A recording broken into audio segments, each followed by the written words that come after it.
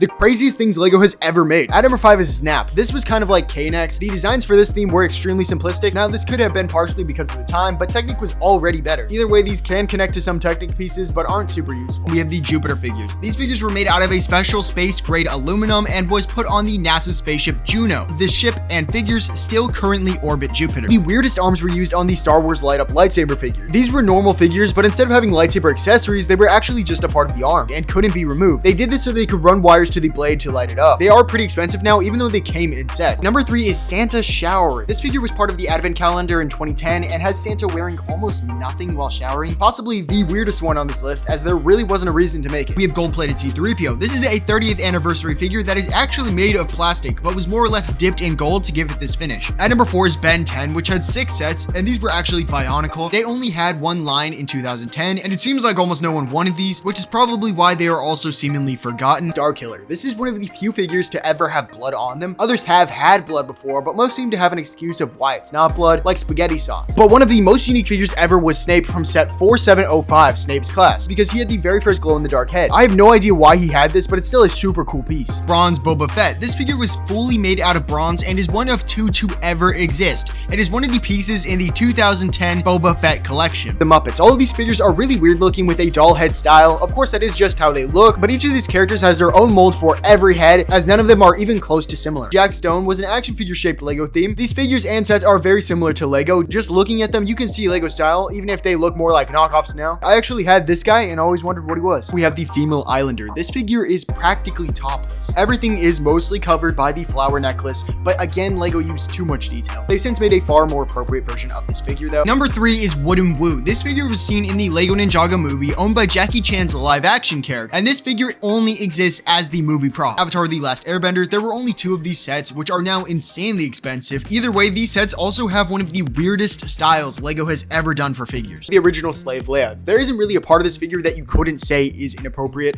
at least by Lego standards, but the original figure specifically has a very skimpy version of the outfit, combined with a little too much detail. Fabulam was a UK stop motion show that was turned into sets. Both these sets and figures were compatible with Lego bricks, although they remind me more of Playmobil than current Lego figures. But while glow-in-the-dark pieces have been used since, the legs with springs in them made for the basketball player figures haven't. This piece was used to slingshot basketballs into the hoops that came with these sets, which is also why they had some really weird arms. We have Overwatch, which had a full line of about 10 sets, and one that was never released, because before it could, the game company Blizzard had a controversy about a toxic work environment, making the theme end abruptly. Now for number 2, we have the Ninja Turtles. The main 4 are obviously very different from any other figure, but the villains are where this theme gets the most unique, with characters like Dog Pound and Leatherface who have fully custom molded bodies to make them look larger, as well as Fishface or Spider Bites who have molds to make them look smaller. Little Robots. This was another UK stop motion show, however these were Duplo and had 2 different versions of them. The smaller versions worked with Lego and could be seen as big figs, while the larger figures generally aren't even Lego, having 0 studs. The Simpsons, and while most of these characters are yellow, they are still all very unique from each other. In general, they have some of the weirdest designs ever, but some of the figures like Itch are just crazy looking. Ula. You may be thinking this figure isn't as bad, but this character is literally wearing a net, and as we may know, nets are see-through. Luckily, Lego didn't add a lot of detail, but she still is mostly not clothed. There is just nothing to see. We have the 14 karat gold Boba Fett. This is another one of 2 and is fully made out of gold, not just plated, but actually just gold. This was another figure in the 2010 San Diego Comic-Con Boba Fett collection. Legoland exclusive Dig the Dinos figure, which honestly looks more like a knockoff, but it is official and was given out to kids who got in special vans. I'm just joking, don't do that. The figure is also larger than normal ones. Stranger Things. This theme had 2 real sets,